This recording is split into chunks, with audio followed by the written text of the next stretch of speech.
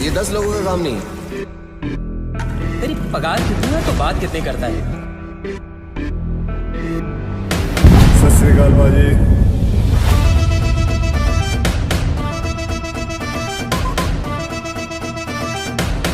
क्या रे, कितना टाइम हुआ मरे? 2 दिन हो गए। 2 दिन फिर भी लेके घूम रहा है बॉडी को? हाँ चला, जाओ दे। ए तुम चलो, ए बगा जाओ। असीम अरुण का जन्म 3 अक्टूबर 1970 को बदायूं में हुआ था। असीम अरुण के पिता श्री राम अरुण भी IPS अधिकारी रह चुके हैं। असीम अरुण के पिता उत्तर प्रदेश के DGP पद पर भी रहे। उन्होंने राज्य में आतंकवादी विरोधी दस्ते का गठन भी किया था। असीम ने राजधानी लखनऊ के सेंट फ्रांसिस कॉलेज से अपनी शुरुआती शिक्षा ग्रहण की। उच्च शिक्षा ग्रहण करने के लिए असीम अरुण दिल्ली चले गए और दिल्ली के सेंट फ्रांसिस कॉलेज से BSc की पढ़ाई की। उसके बाद असीम ने सिविल सर्विसेज की तैयारी की और वो सिलेक्ट भी हुए। असीम 1994 बैच के IAS अधिकारी हैं। असीम ने अलीगढ़ में पहली बार 2009 में स्क्वाड टीम का गठन किया था। असीम उत्तर प्रदेश में चर्चा में तब आए जब लखनऊ के सैफुल्लागंज में ATS कमांडो ने ठाकुरगंज में छिपे आतंकियों को ढेर किया था। असीम प्रदेश के हाथरस, बलरामपुर, सिद्धार्थनगर, आगरा, अलीगढ़ और गोरखपुर जिले में अपनी सेवा दे चुके हैं।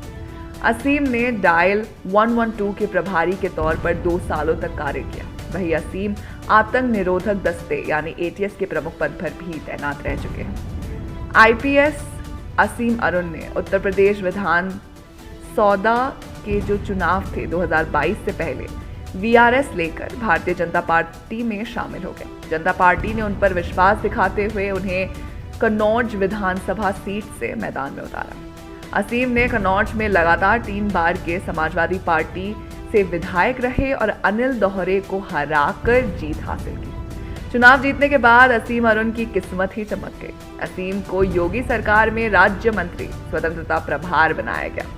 असीम 27 साल तक IPS रहे। उन्होंने जनवरी 2022 में BJP ज्वाइन की और 25 मार्च को उन्हें योगी कैबिनेट में राज्य मंत्री का दर्जा मिला। योगी के मंत्रियों की सीरीज में आज कहानी उस मंत्री की है जिसने पहले चुनाव में ही 15 साल पुराने विधायक को हरा दिया। 18 साल के असीम लखनऊ के सेंट फ्रांसिस स्कूल में पढ़ते थे। बचपन से ही पढ़ने लिखने का बहुत शौक था।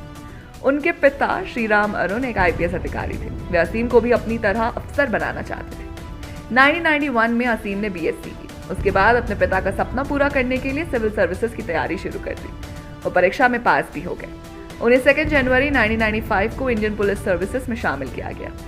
साल 2004 मनमोहन सिंह की सरकार बनी। साल 2003 तक असीम ने कोसोवो में यूनाइटेड नेशन सेक्रेटरी काउंसिल यानी UNSC में अधिकारी के रूप में काम किया।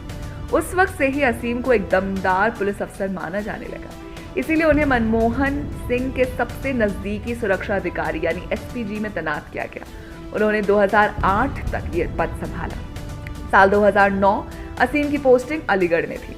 यहाँ उन्होंने देश की सबसे पहली SWAT टीम बनाई। SWAT यानी विशेष हथियार और रणनीति टीम या special weapons and tactics team. इसका मकसद था आतंकवाद से जुड़े सभी खतरनाक मिशन को पूरा करना। मार्च 2017 असीम को खुफिया सूत्रों से सैफुल्ला नाम के एक ISIS आतंकवादी की जानकारी मिली। ये कानपुर के KDA कॉलोनी का रहने वाला था। लखनऊ में कहीं छुपा हुआ था। असीम को पता चला कि आतंकवादी 1-2 दिन में ही किसी वारदात को अंजाम देने वाला है। उसे पकड़ने के लिए ज्यादा वक्त नहीं था। असीम ने तुरंत उसे पकड़ने का प्लान बना लिया। उन्होंने ATS कमांडो और पुलिस वालों की मदद ली। 11 घंटों चले एनकाउंटर के बाद लखनऊ के ठाकुरगंज क्षेत्र में उसे घेर के मार दिया गया। एक बड़ी घटना होने से बचा लिया गया। IPS असीम अरुण मूल रूप से कन्नौज के खैरनगर के रहने वाले हैं। असीम अरुण को BJP ने कन्नौज की सदर सीट से चुनावी मैदान में उतारा है। रिटायर्ड IPS असीम अरुण की टक्कर SP के वर्तमान विधायक अनिल कुमार दोहरे से। SP विधायक अनिल कुमार 3 बार के विधायक हैं। कन्नौज सदर सीट पर बीते 2 दशक से समाजवादी पार्टी का राज है। कन्नौज और सदर सीट समाजवादी पार्टी का गढ़ माना जाता है। BJP ने असीम अरुण के इस सीट पर कमल खिलाने की उनको जिम्मेदारी दी है।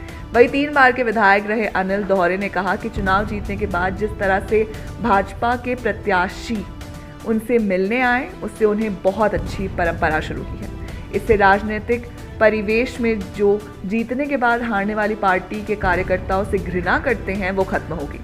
ऐसी ही एक जाबाज पुलिस ऑफिसर की कहानी डायरेक्टर रोहित शेट्टी अपनी नई फिल्म सूर्यवंशी 2 में लेकर आ रहे हैं। तो आप हमें बताइए आप सूर्यवंशी 2 के लिए कितने एक्साइटेड हैं। साथ ही अगर आपको वीडियो पसंद आई हो तो इसे लाइक कीजिए, दोस्तों के साथ शेयर कीजिए और फिल्मी दुनिया से जुड़े रहने के लिए सब्सक्राइब कीजिए हमारे चैनल बॉलीग्राड स्टूडियोज को।